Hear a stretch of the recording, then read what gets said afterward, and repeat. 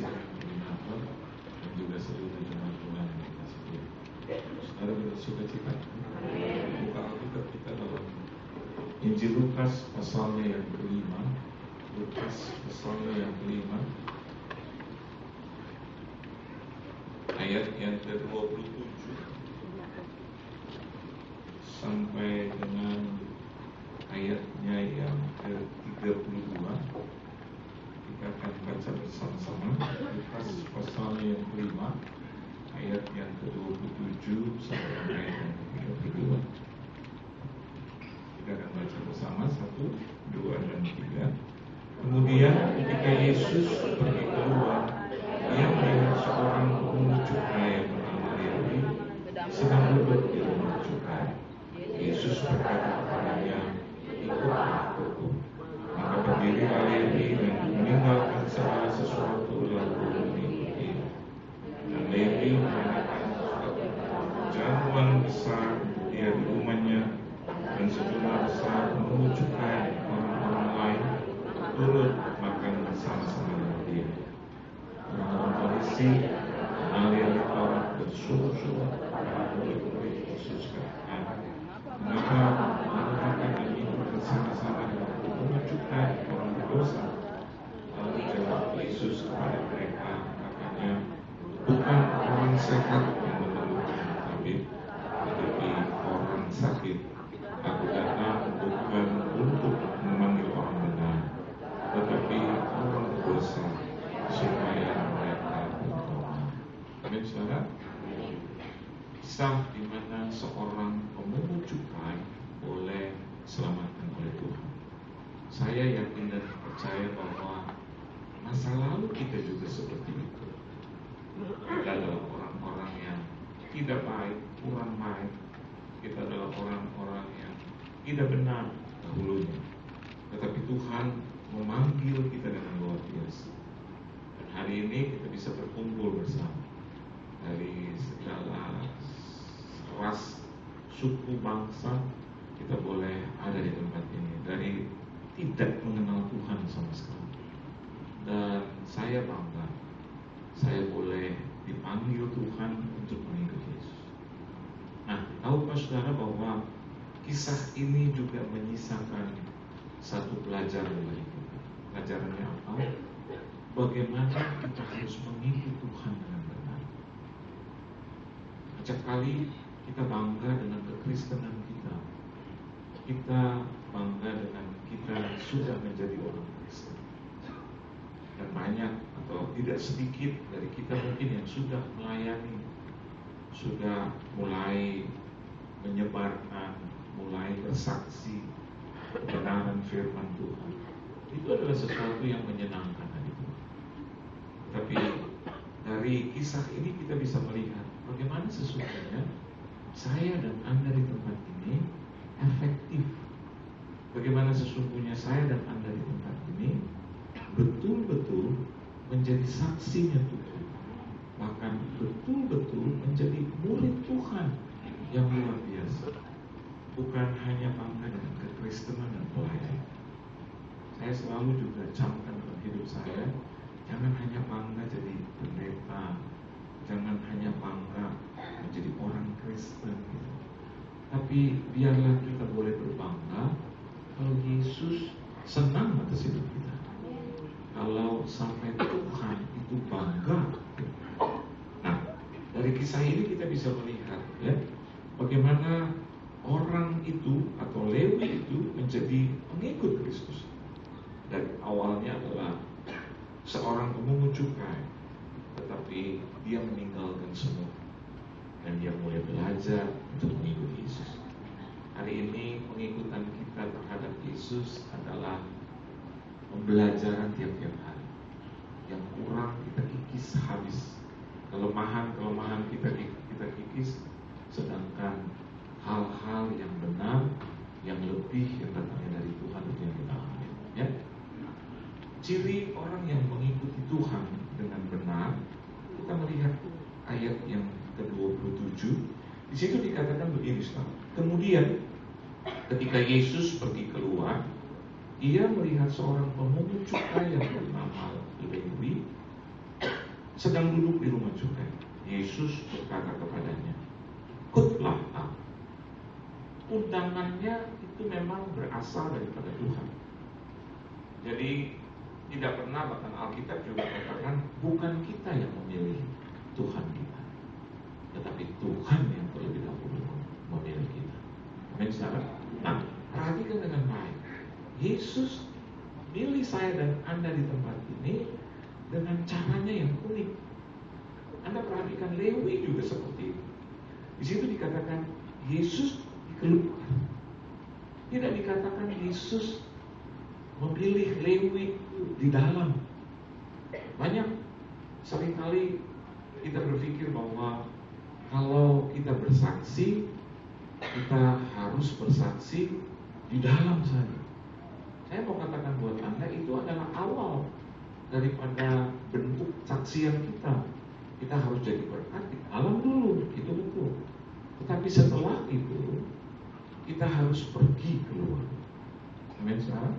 Kita harus jadi berkat di luar. Seberapa sulit keadaan di luar, kita harus jadi berkat. Meskipun kita tahu bahwa ada penolakan di situ. Meskipun kita tahu nanti ada masalah di situ, ya. Ada gesekan di situ. Tapi kalau kita melihat keberadaan Yesus seperti itu, dia tidak hanya ada di dalam, tapi dia pergi keluar. Bahkan dia pergi ke tempat-tempat yang notabene itu namanya masih asing. Bahkan dia tidak dihormati, bahkan orang tidak menyembah dia sebagai juru selamat. Entoh dia hadir. Kita juga bisa melihat bagaimana Paulus juga boleh bertobat dan melayani Tuhan pergi keluar, sehingga akhirnya dia mendapatkan pencederaan. Nah, hari ini kita bisa melihat bahwa ternyata pengikut Kristus itu juga harus pergi keluar. Di situ juga dikatakan yang melihat seorang pemungut cukai. Yesus bahkan tidak melihat latar belakang seseorang itu secara signifikan. Artinya kalau kita orang baik-baik, maka Yesus mau datang. Kalau kita tidak begitu baik, maka Yesus enggan menjamah kita. Tidak. Alkitab katakan meskipun itu adalah seorang pemungut cukai, justru Yesus menjamah. Jadi yang dijamah itu bukan kebendaan, saudara, tetapi yang dijamah oleh Yesus adalah manusia itu sendiri. Karena Tuhan begitu mengasihi manusia. Amin, saudara. Dan yang ketiga yang saya pelajari di situ dikatakan yang bernama Lewi sedang duduk di rumah cukai. Di tempat atau di dalam situasi apapun, Yesus tetap bisa menjangkau. Padahal kalau kita melihat Lewi sedang duduk di tempat di mana dia biasa melakukan tindakan-tindakan atau kehidupan lama. Tapi Yesus tidak merasa alergi. Kadang kita mau menjamah orang, kita lihat tempat. Kalau bukan di tempat baik-baik, maka rasanya kita enggan. Saya dulu pernah berdoa untuk seseorang, ya, dan itu tidak sengaja. Ada seorang teman saya itu ulang tahun, dan sahabat saya yang satu bilang mau menangkan jiwa kurang lebih 12 tahun yang lalu. Saya bilang, ya mau aja, ayo ikut saya. Saya ikut. Waktu saya ikut karena di dalam mobil, dia naik masuk ke satu gedung. Terus saya tanya, ini gedung apa? Terus dia bilang, udah tenang aja. Di sebelah saya ada satu jenderal angkatan darat, teman juga sahabat. Terus dia bilang, Pak Pendeta tenang aja, pokoknya ada jiwa. Lama-lama masuk ke satu lantai, dan waktu saya berhenti terus ada musik, saya udah curiga. Terus saya bilang, ini tempat apa? Saya bilang, ini diskotik ini. Saya bilang, kalau saya mau cari jiwa di diskotik, waduh, bukan saya menangkan mereka, mereka bisa menangkan saya. Iyalah, ya. Salah kalau pendeta gitu ya, bagi saya. Kalau pendeta ya sendirian masuk ke tempat pelacuran gitu ya, masuk ke tempat anti kelinci terus bilang bertobatlah kerajaan Allah sudah dekat. Nanti dimenang, gitu. Nggak keluar nanti. Justru karyawannya udah keluar, kelihatannya nggak keluar. Jadi saya bilang bangga, karena gini, saya tahu daging. Kita bilang kuat-kuat, kita juga harus memilah, gitu ya. Jadi saya bilang nggak. Tapi dia bilang udah, ini ada teman baru dia cerita, ini sahabat kita lagi ulang tahun. Dia ulang tahunnya di karaoke di dalam, dan yang datang 100 orang lebih di VVIP room. Saya pikir wah, saya datang kan juga dengan teman-teman saya yang lain gitu ya, yang juga di dalam Tuhan. Terus saya bilang oke, gue cuma doa aja terus gue keluar. Terus mereka bilang ayo masuk. Untuk saya mau masuk lagi terus saya pikir waduh, kalau saya masuk terus kalau jemaat dia persoalan yang kedua kan. Saya pikir saya bilang nggak jadi, tarik lagi kita negosiasi. Udah nanti kita yang lindungi. Saya nggak mau. Akhirnya jenderal itu ambil dia punya jaket kulit, taruh di kepala saya, jadi kayak tudung gitu. Terus saya bilang, terus buat apa? Ya udah, kau di tengah. Jadi saya di depan, sementara sahabat saya di belakang pegang jaket kulit gitu. Jadi saya masuk. Begitu saya masuk, waduh itu musik kuat. Dan saya terus sambil jalan, alam namanya Tuhan. Sebenarnya aku nggak mau gitu ya. Tapi ya udah, kita bertiga kan. Dan tujuannya memang untuk berdoa buat sahabat saya yang lain. Dan begitu masuk saya udah nggak lihat kiri kanan, saya cuma lihat itu echo gitu. Namanya Yesus. Nah, saya juga kan mantan orang malam gitu. Nanti orang lihat, aduh si Pak Pendeta nggak tobat. Jadi akhirnya Yesus lah gitu ya. Jadi saya bilang, namanya Yesus, yang tahu hati saya. Begitu saya sampai di depan pintu itu, waduh itu ruangan besar. Dia ketok, saya disuruh ngumpet di balik pintu. Dan yang buka adalah ya, yang ulang tahun, yang berulang tahun. Terus, nah teman saya ini kepala suku. Kepala sukunya yang dinanti-nantikan dia.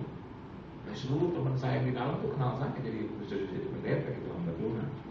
Jadi begitu dibuka pintu, saya akan di balik pintu.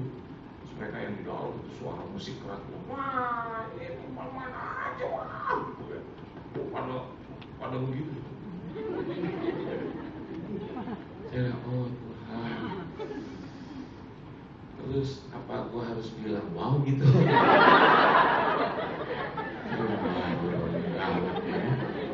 Terus dan saya ulang tahun bilang, selamat ya Allah, cipiki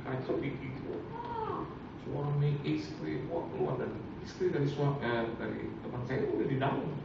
Mereka wah, ditanya sama siapa? Nih mereka juga kenal ini Pak Jenderal gitu ya. Ini Pak, kapan? Terus berdua aja loh. Iya. Lu bilang ada tamu spesial siapa? Lu bilang selebriti siapa? Ya bukan siapa nih, selebriti dari surga.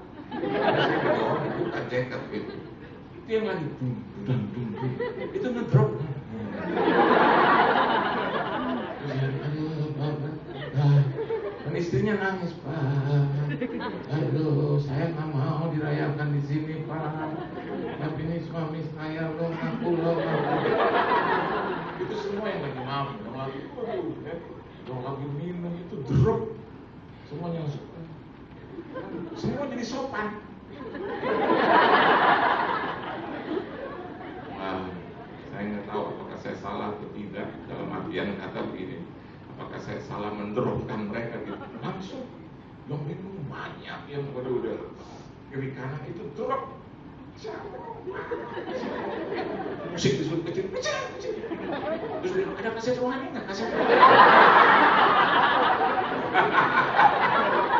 Dan saya bilang, waduh saya nggak mengganggu lah anak-anak kan banyak, saya sendiri. Saya bilang, aku mau berdoa buat kamu, katanya mau berdoa. Lalu dia nangis, dia berlutut di bawah di atas karpet itu dia nangis. Dan saya tuh seolah-olah kayak Yesus. Saya lihat yang kemana yang lain gitu kan. Dan saya pegang dia, saya juga ikut nangis. Saya doakan, saya bilang Tuhan ya, kau lihat, saya hanya cuma berdoa biar kau yang panjangkan umurnya. Tadi saya bilang saya itu menyesal kenapa dia di sini gitu ya. Tapi saya bilang ya udahlah, Tuhan mengasihi kau. Itu selesai, langsung Pak yang kasih minum saya juga suami saya Pak.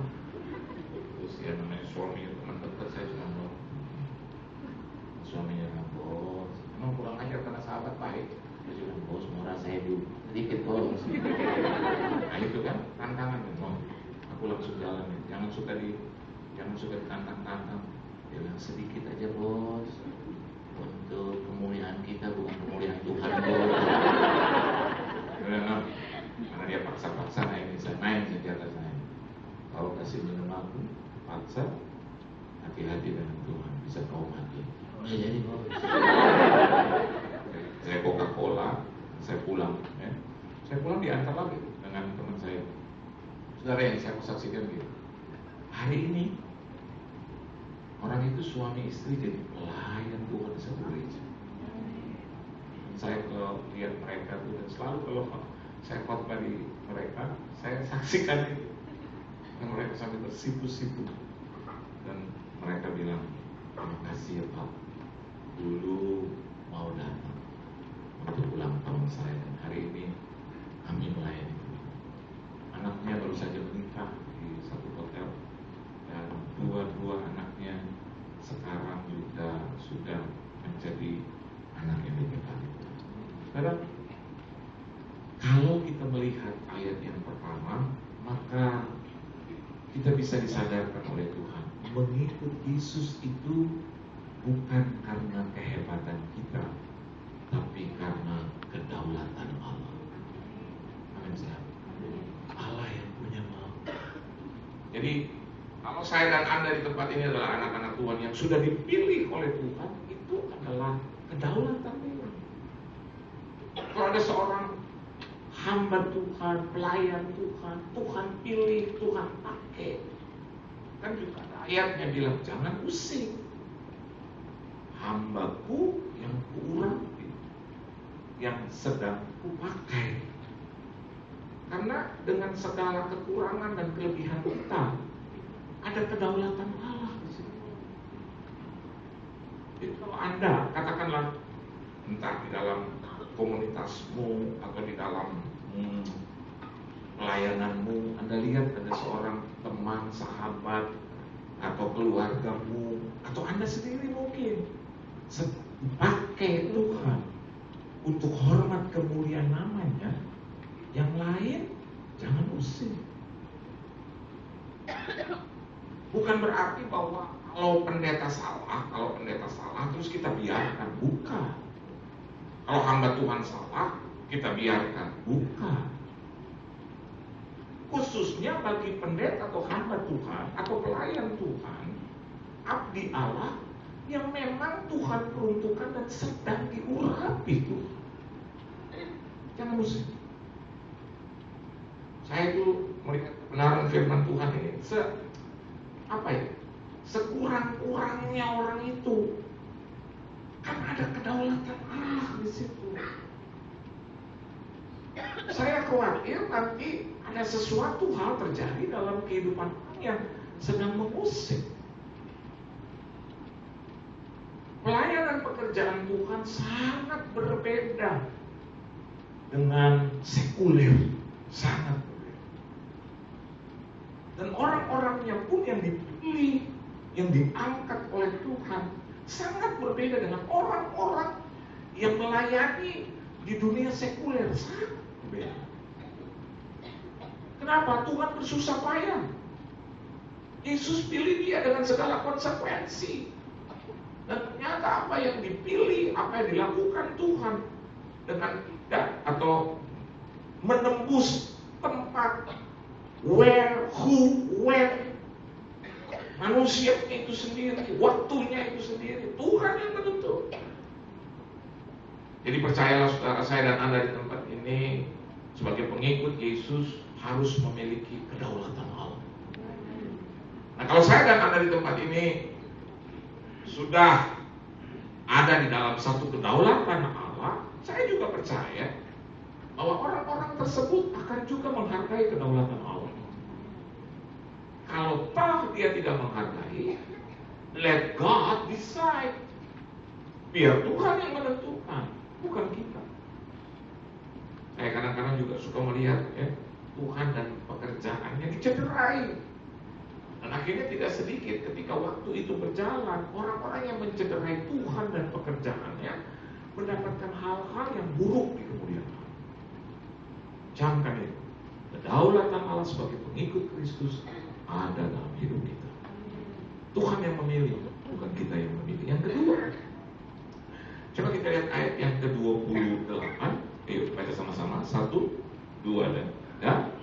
Maka berdirilah Lewi dan meninggal segala sesuatu. Lalu ini ciri khas, tipikal pengikut Kristus sejati. Saudara lihat, ayatnya sederhana tetapi sangat memberkati. Maka berdirilah Lewi dan meninggalkan segala sesuatu, lalu mengikut dia. Kalau menurut saya, bahkan roh Tuhan dalam hati saya mengingatkan saya dan Anda di tempat ini. Ayat ini bicara tentang bagaimana Lewi itu pass the exam. Artinya bahwa Lewi itu lulus ujian yang Tuhan berikan dalam hidup. How do I know? Dari mana saya tahu kata ini? Berdiri dan meninggalkan segala sesuatu. Nggak gampang loh.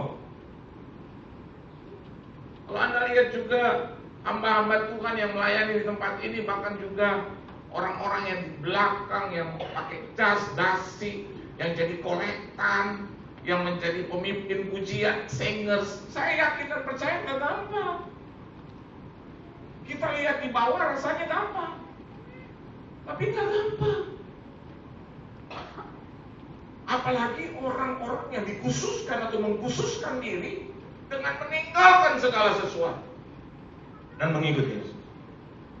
Terlebih lagi nggak gampang. Nah, dari sini saya bisa melihat kenapa Tuhan pilih mereka. Karena tentunya pasti mereka juga telah lulus ujian yang diberikan oleh Tuhan. Kenapa? Meninggalkan segala sesuatu dengan tidak ada satu penawaran berikut dari Tuhan. Alkitab hanya jelaskan, ya saya tidak tahu kalau ada hamba Tuhan menjelaskan kepada Anda di luar daripada ayat ini, saya tidak tahu. Tapi yang saya tahu bahwa Alkitab yang saya baca, udah titik.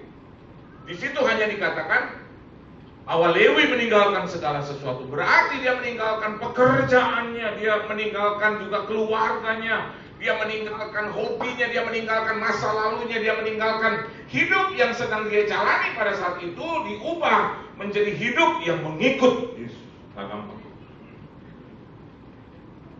Nanti kalau saya balik lagi ke awal, pantas kalau Tuhan selalu bisa membela orang-orang yang diurapi. Dunia boleh mencerca dia, tapi Tuhan bisa bela dia dengan kehebatannya yang luar biasa. Kelihatannya hari ini, kalau kita melihat ada hamba-hamba Tuhan yang dicerca, hari ini kelihatannya kalah. Tapi time must go on. Bahwa time goes by, itu waktu jalan terus. Nanti satu saat kita melihat. Karena ada banyak orang-orang juga yang boleh lulus ujian yang Tuhan berikan. Kalau Anda bilang gampang, enggak. Saya salah satu orang juga yang meninggalkan masa lalu, pekerjaan, dan segala sesuatu. Pertamanya enggak gampang, dan sampai hari ini pun juga enggak gampang. Tadi saya jumpa dengan seorang hamba Tuhan, dia katakan, bagaimana Pak? Bapak-bapak selalu ya, luar biasa ya, bicara tentang ekonomi terus. Nah, sebetulnya kalau nanti ya khotbah-khotbah saya direkam. Walaupun saya bicara seperti itu, karena banyak orang justru gagal di dalam perekonomian.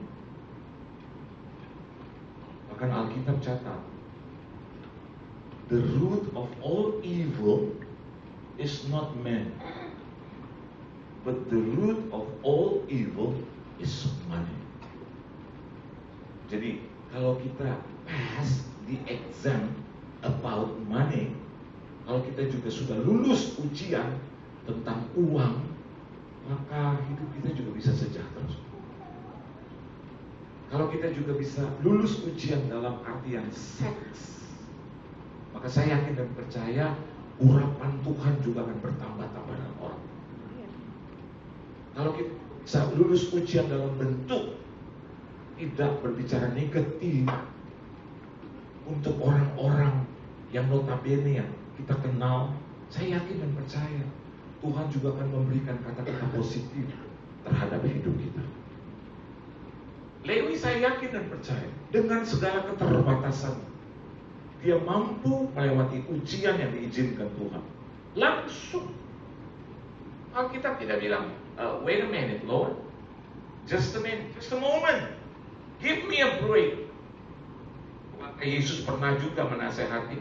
Ada orang yang dikatakan oleh Yesus, ikutlah aku. Dia bilang, sebentar Tuhan, aku harus minta izin dulu dengan keluarga. Sebentar Tuhan, aku harus menguburkan keluarga. Sebentar Tuhan. Tuhan Yesus bilang, gak layak orang yang demikian. Oleh sebab itu saya bisa terjemahkan bahwa Lewi layak di hadapan Tuhan. Karena tanpa pamrih, tanpa pikir panjang, ya tentunya dia berpikir, tetapi tanpa terlalu lama, he decided to follow Jesus. Yang kedua, ciri orang yang mengikut Yesus adalah orang-orang yang juga bisa lulus dalam ujian yang Tuhan berikan. Amin. Kalau Anda mengikut Kristus, kalau hari ini katakanlah Anda sedang mengidamkan, perhitungan sesuatu, ingat pula bahwa di depan sesuatu itu pasti ada ujian. Setuju? Ada ujian. Kadang, saudara ya, the reward gitu, ya, itu sudah di depan mata gitu. Tapi banyak orang fail di exam, suka gagal. Belajarnya iya, rajinnya iya, tapi ternyata nggak cukup. Perlu juga mengerjakan ujian itu, pengingatan kembali apa yang dipelajari itu penting. Dan saya melihat bahwa Lewi lakukan itu dengan benar. Mari, ini adalah satu nasihat buat kita semua di tempat ini. Kalau kita pengikut Kristus, belajar untuk selalu bisa melewati rintangan demi rintangan. Amin, Ustaz. Kadang kita benci dengan orang, itu adalah ujian bagi kita. Menyebalkan banget gitu ya. Kasih tahu nggak ya gitu ya. Kasih tahu nggak ya. Kadang-kadang kita mau kasih tahu kan udah menyebalkan gitu, udah dengan cara apa aja, akhirnya yang keluar emosi kita. Mari lagi kerajaan surga bilang gagal lah. Jodoh tuh sebetulnya udah 14 hari lagi ada di tangan. Cuma imannya gagal lagi. Jadi kalau ada seseorang bilang, wow, puji Tuhan nih udah rajin beribadah, saya lihat ini waduh ya, hidup juga udah nggak keluar malam lagi ya, tapi pagi sekarang ya. Ada kan, kadang-kadang ada teman saya bilang, stop smoking ya, udah 2 minggu udah bagus, 3 bulan udah bagus, 9 bulan udah bagus, 1 tahun setengah udah bagus. Dia sedang berpuasa, dia sedang menyenangkan hati Tuhan, dan dia juga pikir bahwa hidupnya ini, tubuhnya adalah baik Allah, kan bagus. Udah 2 tahun, 3 bulan, 14 hari gitu, 2 jam. Hanya persoalan sepele, hanya cuma debat gitu dengan ibunya atau dengan bapaknya, akhirnya keluar ramesnya.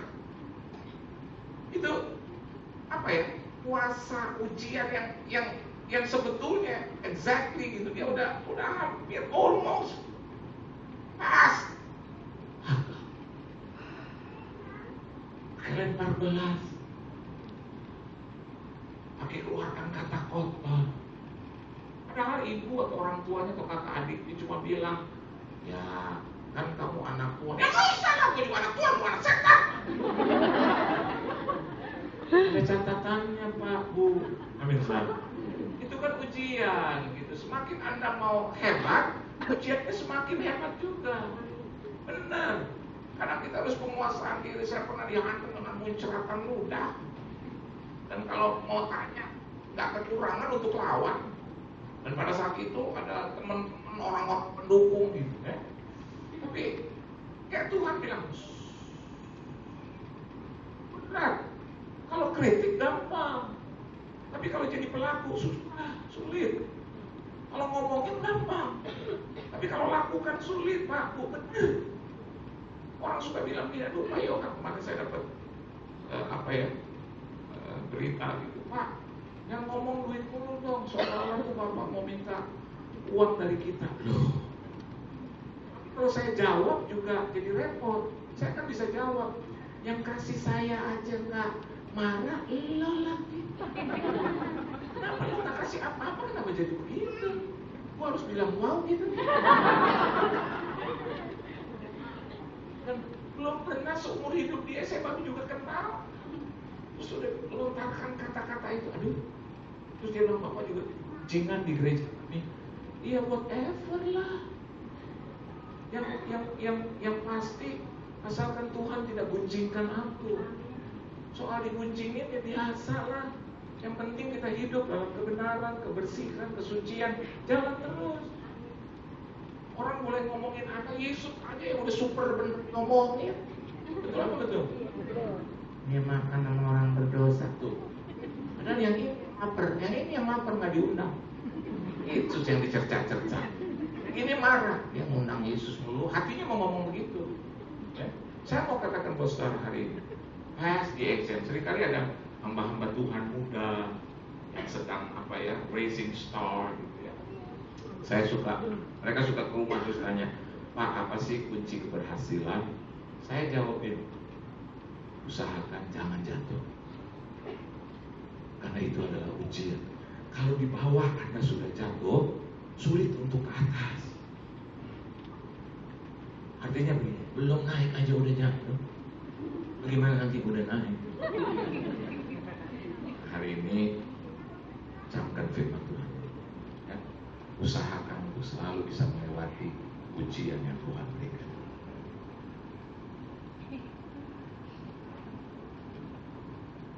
Dan yang ketiga, ya, kita baca sama-sama ayatnya yang ke-29. Ya. Ayo baca sama-sama 1, 2, 3. Dan Lewi mengadakan suatu perjamuan besar untuk dia di rumahnya. Dan sejumlah besar kamu cukai dan orang-orang lain turut makan bersama-sama dengan dia.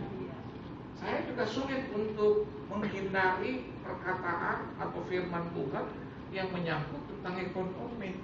Sulit. Kenapa demikian? Kembali lagi kita jumpa itu. Apa saudara? Bahwa Lewi mengadakan suatu perjamuan kecil atau besar? Tumpengan kecil aja butuh ini, apalagi perjamuan besar. Amin saudara.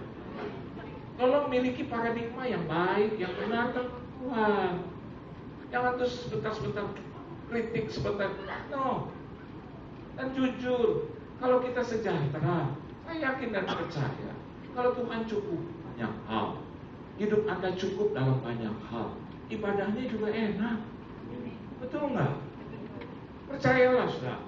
Jangan karena kegagalan hidup kita terus kita salahkan orang lain. Benar. Saya mau katakan ini kebenaran. Saudara, kalau Lewi tidak mengadakan perjamuan besar, ya nggak dicatat. Tapi karena perjamuannya besar, Alkitab dalam bahasa Indonesia, ada pendeta bilang begini, baca ayat aslinya. Ya ampun, kayak Tuhan harus selalu asli. Kita orang apa sih? Kita orang apa? Kita orang Indonesia gitu loh. Jadi Alkitabnya harus bahasa Indonesia kayak Tuhan nggak bisa bahasa Indonesia aja. Artinya begini, ya udahlah, terimalah bahasa Indonesia, amin. Oh, usah lagi bilang, ayat aslinya, aduh repot. Gimana yang nggak ngerti bahasa aslinya? Belajar dong, aduh nggak punya waktu. Dari dulu, dari kecil bahasa Indonesia, Tuhan juga menghargai. Saya yakin dan percaya diizinkan Tuhan bahasa Indonesia terbit. Nah kalau cuma kembali lagi ke asli, capek lagi dong. Coba lihat saudara Alkitab dalam bahasa Ibrani. Saya belum belajar, Pak. Coba lihat dalam bahasa Inggris. Ampun, kok jadi berat banget sih. Belandanya bilang, kok jadi ke Belanda. Udahlah. Kalau saya buat sederhana mungkin. Yang penting maknanya tanggung. Nah kalau di situ bisa dikatakan perjamuan sah, berarti kan nggak ada masalah. Dia bisa memberikan yang terbaik buat Tuhan. Saya mau katakan untuk tidak menyinggung ekonomi lah, mau belajar, do the right thing. Jadi yang ketiga, pengikut Kristus itu lamanya bisa juga melakukan yang benar. Amin. Dia tahu bahwa hidupnya ditebus. Apa tindakan benar? Ada banyak orang hanya cuma mengaku di mulut, dalam hati, tetapi dalam tindakan kita nggak lihat itu. Sekarang mengerti maksud saya? Pakai jas, pakai dasi, naik mobil, tapi kita nggak rasakan gitu. Apa ya? Kiprah Roh Allah gitu dalam hidupnya terus nepak ke kita, transfer ke kita. Kita nggak rasa. Jadi cuma naik turun aja, ngomong aja gitu. Tapi orang dekat nggak rasa.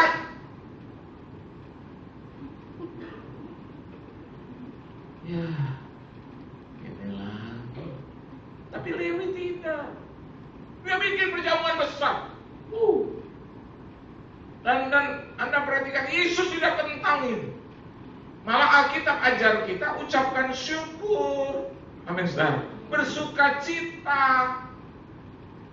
Anda suka lihat di film-film kan? Bagaimana Yesus itu bisa menari dengan murid-murid. Anda pikir Yesus kaku? Bawa Taurat terus. Kaku-kakuan gitu.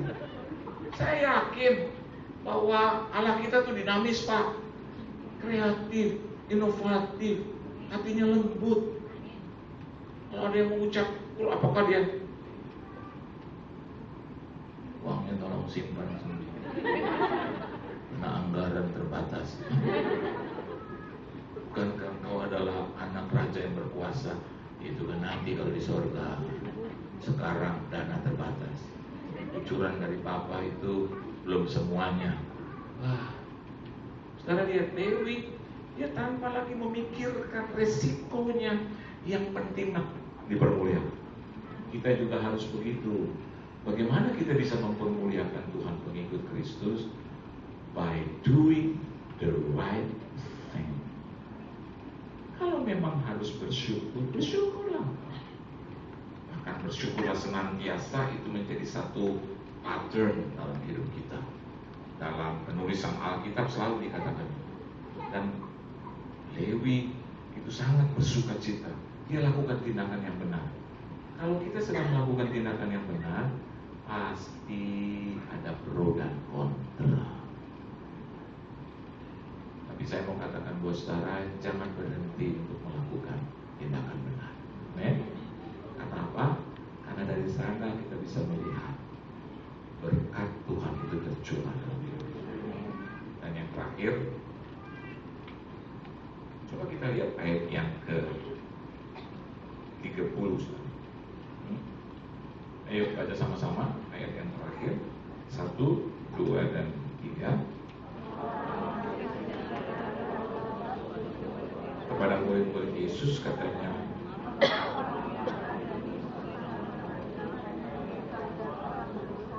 yang keempat, ciri atau tipikal orang yang mengiring Tuhan, pengikut Kristus, pasti harus pikul salib. Amin, saudara. Ya. Jangan cuma ada di zona yang nyaman terus, ya. Ada tantangan, hujatan, gitu ya, kritikan, ya. Saya selalu bisa menyebut bahwa kritikan nggak ada yang positif. Saya, ya. Saya selalu bilang setiap kritikan pasti namanya kritikan. Kritikan itu beda dengan nasihat. Kalau nasihat positif, tapi kritikan, aduh, tajam, ya. Bambung, nggak kuat itu bisa. Tapi Yesus selalu menasehati. Kita selalu terjemahkan dengan kritik untuk orang-orang yang salah. Dia kritik. Tapi untuk orang-orang yang benar dan pada saat itu mungkin tergelincir, layaknya Petrus, layaknya murid-murid yang lain, atau mungkin perempuan yang diparigi, perempuan yang kedapatan berzina. Anda lihat bagaimana Tuhan menolong mereka, dan di ujungnya nggak dikritik. Begitu orang-orang yang tidak ada tahu, Yesus melampiaskan kekesalannya dengan kritikan-kritikan pedas atau begitu. Saya nggak melihat Yesus bilang, hah? Pada kemana semua? Sudah pergi Tuhan. Nah, sebelum kau juga pergi dan aku pergi. Mau kritik kau, gaya pakaianmu gitu loh. Hah? Cara hidupmu tuh. Dia hanya bilang begini, go in peace. Dan jangan buat dosa. Amin, saudara. Nah, saya yakin orang yang sudah terpuruk terus kita hantam lagi, mati. Tapi Yesus orang yang sudah terpuruk, dia pegang tangannya, dia angkat. Ini gaya dia. Hari ini yang keempat, sebagai penutup, saya mau katakan buat saudara, ada salib yang harus kita pikul. Tapi percayalah, Yesus pernah berkata juga bahwa salib yang dipasang oleh Tuhan itu tidak akan pernah melebihi kemampuan kita.